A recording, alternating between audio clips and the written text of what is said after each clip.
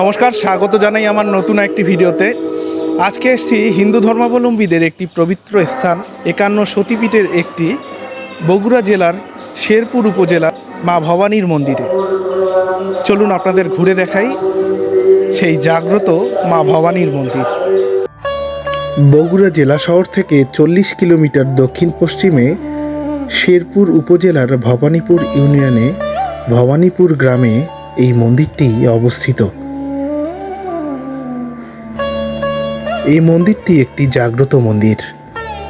এটি 51 সতীপীঠের একটি। কথিত আছে এখানে মা সতীর দক্ষিণ পাঁজর এবং তার পরিধেয় বস্ত্র এখানে পতিত হয়েছিল।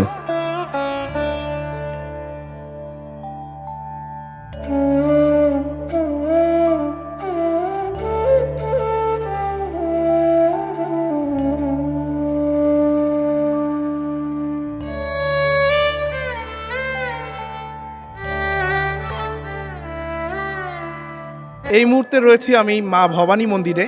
এখন আমরা কথা বলবো এখানকার পুজো কমিটির তত্ত্বাবধায়কের দায়িত্বে পালন করছেন অপূর্ব চক্রবর্তী দাদার সাথে। তার কাছেই জানবো এখানে যে সতীখণ্ড পড়েছিল তার ইতিহাস সম্পর্কে। চলুন দাদার কাছে এর ইতিহাস শুনে আসি। আসলে এটা আমাদের সতীখণ্ডের এক খণ্ড, 51 খণ্ডের এক খণ্ড। সতীপীঠ দক্ষ যজ্ঞে সতীর দেহ ত্যাগ করলে আমাদের ভগবান বিষ্ণু সুদর্শন চক্র দ্বারা সতীর দেহ যে 51 খণ্ডে খণ্ডিত হয়, তারই এক খণ্ডে ভবানীপুর পতিত হয়েছে। আমাদের এই পাশেই একটা বেলগাছ আছে, এই জায়গাটাই নাকি ওই খণ্ডটা পড়ছে। এটা এখান দিয়ে যাওয়ার পথে ঘন্টার শব্দ শুনে একজন নেমে এসে জিনিসটা দেখে যে এখানে এক বৃদ্ধ পরিষ্কার পরিচ্ছন্ন করে পূজা অর্চনা করতেছে। তো ওনার মুখেই বলে যে সতী খণ্ড এক খণ্ড এখানে পড়ছে, তিনি স্বপ্নে এটা দেখছে। তখন থেকেই এটা পরিচালিত হয়ে আসতেছে। এটা রাজা প্রথা বিলুপ্ত হওয়ার পর আগ পর্যন্ত নাটোরের রানী ভবানীর স্টেটের অন্তর্গত ছিল, তার মাধ্যমে এটা পরিচালিত হইতো। বর্তমানে এটি বাংলাদেশ সরকারের প্রতিনিধি মান্যবর জেলা প্রশাসক মহোদয় বগুড়া ও মান্যবর ইউনো মহোদয় উপজেলা নির্বাহী অফিসার শেরপুর দিয়ে 15 সদস্য একটি মন্দির পরিচালনা কমিটি আছে, তাদের মাধ্যমে মন্দির পরিচালিত হচ্ছে। আসলে এই মন্দিরের ইতিহাস বলতে অনেক কিছুকেই বোঝায়। এখানে মোট কত শতাংশ জমি আছে? এখানে আপনার মন্দিরের বেষ্টনী টুকি আপনি 12 বিঘা শুধু বাউন্ডারি টুকি। আর এছাড়াও রানী ভবানী রাজা প্রথা বিলুপ্ত হওয়ার আগে রানী ভবানী 262 একর সম্পত্তি এই দেবোত্তর প্রতিষ্ঠানের নামে দেবোত্তর সম্পত্তি হিসেবে ঘোষণা এগ্রিমেন্ট করে দিয়ে গেছে। বাট 1962 এমআরএ এগুলো সব 1 নম্বর খাসল্যান্ডে নিয়ে নিছে সরকারি হিসাবে। আমাদের সরকারের কাছে জোরালো দাবি আমাদের দেবোত্তর সম্পত্তিগুলো আমাদের দেবোত্তর হিসেবে স্বীকৃতি দেওয়ার জন্য সরকারের কাছে আমাদের জোরালো দাবি জানাচ্ছি। তো দাদাকে অসংখ্য ধন্যবাদ। এর ইতিহাস সম্পর্কে আমাদের একটু হলেও দাদা আমাদের জানাতে পেরেছেন। তো আপনাদের মাঝে আমি এই ভিডিওর মাধ্যমে তুলে ধরলাম। তো ধন্যবাদ দাদাকে আমাদের পক্ষ থেকে, ঐতিহ্যনার পক্ষ থেকে। তো পুরো মন্দির প্রাঙ্গণ চলুন আমরা ঘুরে দেখি।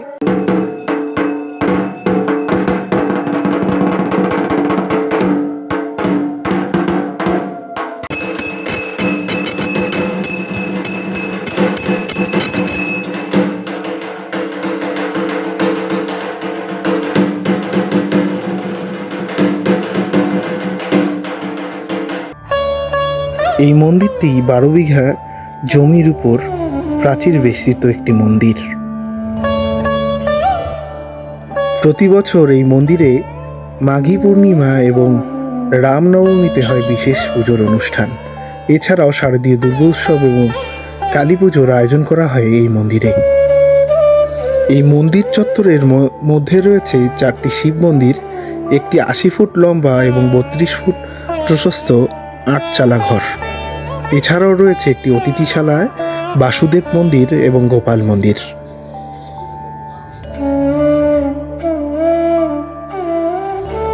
মন্দিরের প্রাচীরের বাইরে রয়েছে 4টি প্রাচীন শিব মন্দির এবং রয়েছে একটি পঞ্চমন্ডির আসন।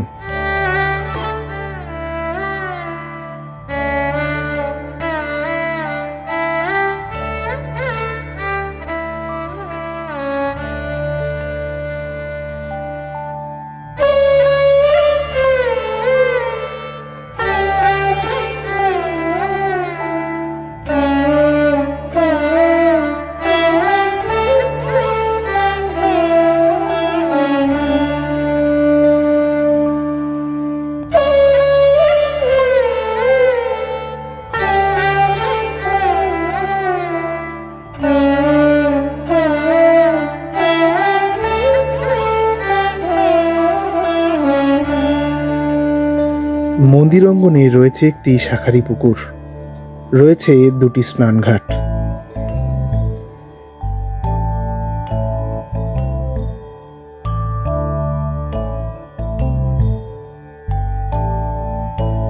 এই মুহূর্তে আমি রয়েছি মা ভবানী মন্দিরের শাঁখারি পুকুর নামক একটি স্থানে।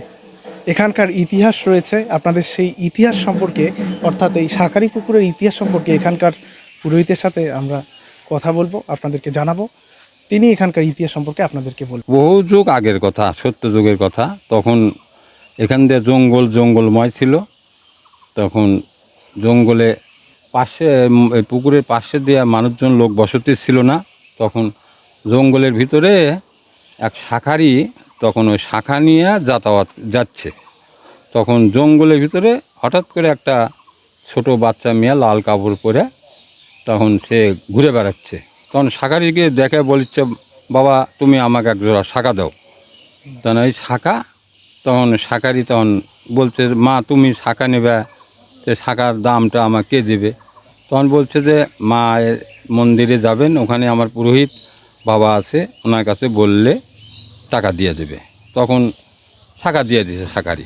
দেওয়ার পরে তখন উনি শাঁখারি শাঁখা দিয়া তখন মায়ের আশ্রমে গেছে, যা বলতেছে শাঁখা পুরোহিত ঠাকুরমশাই বলিচ্ছে যে বাবাজি আপনার মেয়ে শাঁখা পড়ছে, শাঁখাটা দাম দেন। তখন বলতেছে যে আমার তো কোনো মেয়ে নাই, আমি শাঁখার দাম দেবো কেমন করে? বলে হ্যাঁ আপনার কথাই বললো যে আমার বাবা আছে পুরোহিত ঠাকুর বাবা, উনি আপনি যা বলেন বললে টাকা দিয়ে দেবে। তখন উনি বলছে আচ্ছা ঠিক আছে, বেশ ভালো, কোথায় পড়ছে আমাকে দেখাও। তখন এই পাশে জঙ্গলময় ছিল, জঙ্গলের ভিতরে তখন দেখে হ্যাঁ বাচ্চা মেয়ে খেলাধুলা করছে, ধুলাবালি মেলা কিছু ছিল। তখন উনি আইসা পুরীর ঠাকুরমশাই এবং শাঁখারি দুইজনই আইসা তখন বলছে যে তাহলে এখানেই খেলাধুলা করছে, আমার কাছে এখান থেকে শাঁখা নিছে। তাই তখন উনি তখন বলল যে এরকম ব্যাপার, তাহলে তুমি আমাকে দেখাও কে শাঁখা নিল, কোন আমার মিয়া, তা না দেখালে আমি কেমন করে তোমাকে টাকা দেবো। তখন উনি এরমভাবে বলতে বলতে করে, মা কোথায় তুমি গেলা, তা তোমার বাবা পুরীর ঠাকুরমশাই উনি তো বিশ্বাস করছে না, আমি তো তোমাকে দিছেও মা, তুমি তো শাঁখা পড়ছাও, আমিও তোমাকে দিছি, তুমিও পড়ছাও, তাহলে তো এটা সত্য জিনিস, তুমিও জানো। তখন বলার পরে এই মনে হচ্ছে চারিদিক দিয়ে কান্দাকাটি অবস্থা, তারপরে কোয়ার পরে পুকুরের মধ্যে থেকে দুই হাত এরমভাবে হাত তুলে তখন বলতেছে পুকুরের ভিতরে হাত তুলে বলতেছে যে এরকম ব্যাপার দেখাচ্ছে, হাত তুলে দেখাচ্ছে যে এরকম ব্যাপার, এই যে আমি শাঁখা পড়ছি। তখন থেকে আপনার এই পুকুরের নাম হলো শাঁখারি পুষ্কর। এবং মায়ের ধন্যবাদ, শাঁখারি পুকুরের ইতিহাস সম্পর্কে আমাদেরকে জানালো। আপনাদের আমি পৌঁছে দিলাম ঐতিহ্য আনার মাধ্যমে এই শাঁখারি পুকুরের ইতিহাস। তো ভিডিওটি ভালো লাগলে অবশ্যই লাইক, কমেন্টস এবং শেয়ার করবেন। তো ধন্যবাদ সকলকে, নমস্কার।